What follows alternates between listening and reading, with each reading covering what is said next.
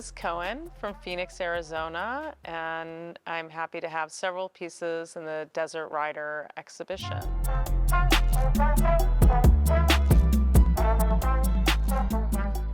I think I started kind of noticing cars at a pretty young age. I mean, I grew up in a car city, Phoenix, where people are driving all the time. And I remember having really important conversations with my mom in the car. It was this kind of space where that's where the important conversations happen. Then I have a really vivid memory of a swimming teacher I had. I remember his name being Tim, maybe it wasn't. And he had a banana yellow El Camino. And I remember that was really exciting to see that car drive up when he was going to give my sisters and I swimming lessons.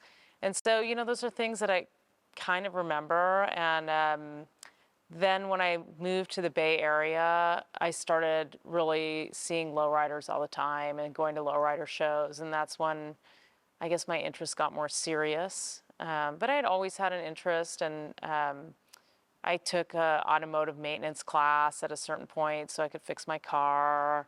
I worked on the weekends at a brake shop in San Francisco, and I'm not really sure why, I just wanted to. I mean, one of the things when I started going to car shows, I mean, particularly lowrider shows, that I noticed, especially cars that had painted murals on them, figurative murals, there were such huge stories behind the cars.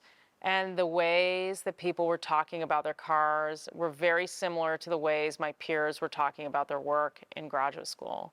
And so it was kind of like the seamless thing, you know, it's just a different expression of material culture. And I just love being around it.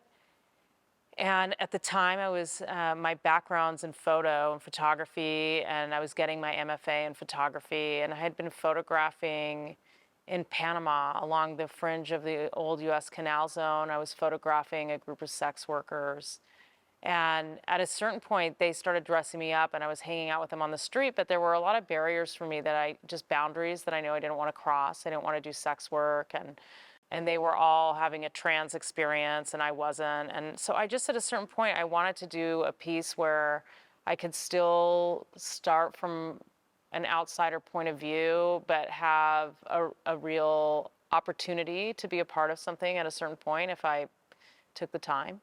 And so that's kind of what I set out to do, but it was really driven by kind of these issues around voyeurism and photography and kind of resolving kind of how I felt I could operate in a way that seemed to make sense to me. Coming into the automotive world as a woman, that was one of the things that was interesting to me when I entered kind of doing this project where I wanted to turn an East German car into an American car and myself into this car customizer and bikini model. I wanted to be like the least likely member or like least likely person to be doing that, but then have an opportunity to be a part of it, even if it was really fringe or like on the margin or 1 foot in, 1 foot out. So, you know, the experiences at the shops, well, first I should just say that I was surprised by how generous people were and have been to invite me into their workspaces and to really just host me, because, you know, these were very casual arrangements where people just let me kind of hang out and work on the car without charging me kind of rent for being there, and let me use their tools. So that for me was, first of all, like this huge surprise that people were game for it, you know. And then there were like certain kinds, like I think in the car world, in the shop, kind of shop culture, there's hazing that goes on when there's someone new, but I think the texture of the hazing changes. It can be gendered. So I remember when I first started working on the car in Oakland, California at a place, Worldwide Customs, but then I came to Arizona and I worked at Elwood Body Works, and they have a piece here in the show. They have a hood with a virgin on it. And when I came to the shop, I started working with Bill Cherry, who is a really incredible fabricator and automotive technician. He's kind of a genius. And he was about to go back to Michigan, where he's from. And so he gave me a couple of hand tools, and he said, all right, I need you to strip the car, like, you know, empty out the engine compartment, like strip everything out. I'll be back in a week. and he gave me hand tools, and I was just determined. I didn't know what I was doing. I really didn't know what I was doing. I was figuring out how to use, the ratchets and the sockets. I don't know, I was just kind of a deer in the headlights, but I was determined. I started doing it, and the guys from the shop would come by and check on how I'm doing. Oh, you're doing really well, you're doing really well. And then when he got back and I had done it all, they all started laughing.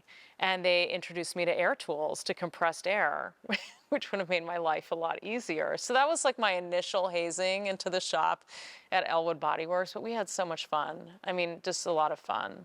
But, I also think, I think more just because this project was unusual for the shop, it was also a source of a lot of entertainment. And I was shooting these kind of, these bikini shoots there, which when you see the photographs look very polished, but when you see them happening in the production, it's actually very funny to see someone with like stuffing hanging out, and me trying to pose for the photos while I'm directing the photos.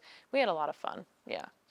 I went to Germany in 2002 to Academy Schloss Solitude, and that is located in Stuttgart, Germany, and that's where Mercedes-Benz is. And I originally thought I would probably work on a Mercedes, and I had an opportunity to go to Berlin, and somebody introduced me to the Trabant. And when I learned about the car and its history, it was perfect because this is a car from the Cold War era that was built in East Germany from 1959 to 1991. It was supposed to be the people's car. The construction was very resourceful. There wasn't access to fiberglass, and so the panels were made with different kinds of waste pressed into molds with resin. And as a child of the Cold War era, it just captivated my imagination. And then just thinking about what was happening in Germany after the unification and the transition, especially for East Germans, to a new economic system, and this car becoming really obsolete, being kind of thrown into these pits in Hungary, like people were just disposing of them. It was, very easy to get. And so I wanted to turn it into something that I thought of as the most American of American cars. Like what could be more American than a Chevrolet El Camino? It's like going to the mall. It's like everything is there. It's got this truck bed that's supposed to, let you do your work like it's a utility vehicle. And then it's got a comfortable passenger compartment. So it's like a family car, but then it's got this great engine in it. It's a muscle car, but it can't really do any of those things great because it's trying to do too many things. So both of these cars have this kind of, I feel like utopian characteristics at the same time that they have, the kind of cracks to where the thinking kind of falls apart. But I love the cars. I love the spirit behind their designs. And so I wanted to bring the Trabant to the US and have it go through a kind of a transition, an experience of belonging here and still retain its identity, some kind of dignity. And so I just embarked on this transformation that involved a lot of hydraulic technology borrowed from lowriding, and I had been going to all these lowrider shows. So it has dual acting hydraulics in the frame that help the car maintain its original size, but also expand into the wheelbase and the length of an El Camino. And there were many other things that kind of had a heart transplant, got a new engine, and so kind of a lot of things that went into that. But the real reason for choosing the two cars had to do with the kind of ideologies that the cars represent. Stories better told by others is really a response to a moment and a celebration of a group of people. So in 2015, Lowrider magazine stopped using models on its cover. And I think the idea behind that was that it was embarrassing in some way, or that it had been wrong to do that. And it made me really think about the contributions that many women that weren't car builders made to lowrider fashion and culture and attitude. And I wanted to find a way to do a celebratory story instead of a story that was about some kind of victimization or immorality. I don't know, just something that wasn't prudish. you know?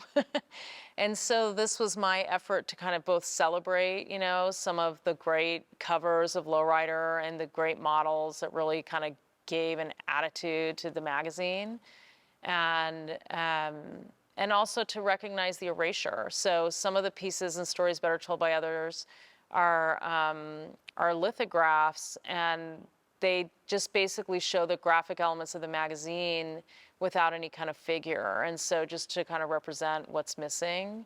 And Lowrider magazine is out of print now. And so, I don't know, was it a good decision?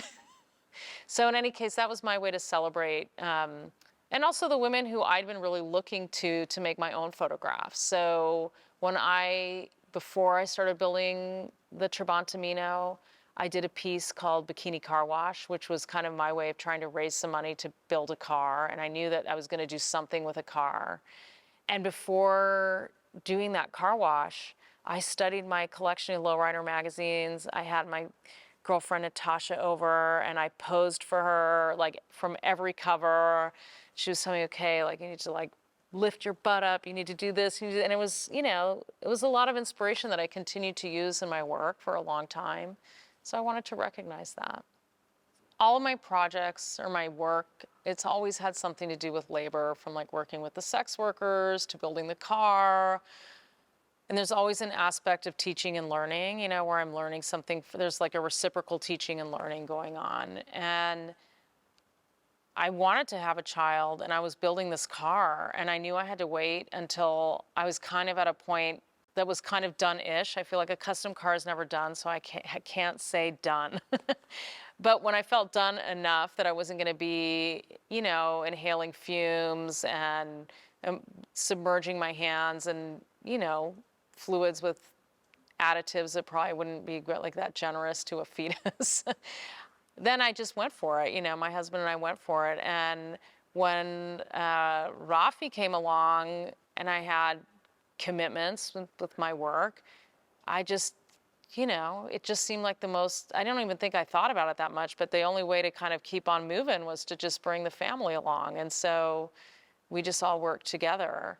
And then also there were funny things, when I was pregnant and then had my son, there was a gallery I was working with that said to me, like, no, like, I can't remember if the gallery said something like no nursing pictures or like no pregnancy work. And so then I was like, okay, I have to do it. But I also should say I also had just so much support too, because the Lowrider Builder and Child photograph was produced with the help of Ballroom Marfa. And Fairfax Dorn, who is one of the founders, and I believe she was the director at the time, was so supportive of my kind of motherhood journey and figuring out how to kind of be an artist and make my work, and this vision that I had of just doing all this stuff with my kid. It was pretty fabulous, yeah. When I started going to Lowrider shows and really talking to people that were building cars or working on cars and seeing that their narratives and the way that they spoke about their work was very similar to the way artists do, I don't know, I find it kind of seamless. But I'm excited to be in the show, and I love customizing culture and radical expressions of individuality, and, people that aren't afraid to poke fun of the world the way it is, which is what I think customizers do best, and so I think all of the work in this show is irreverent in some way or another, and it's critical of society in one way or another. I think I'm so excited to be in the show, and I think customizing, and especially customizing in the Southwest, has always been about resistance in different ways. So, yeah, like resistance to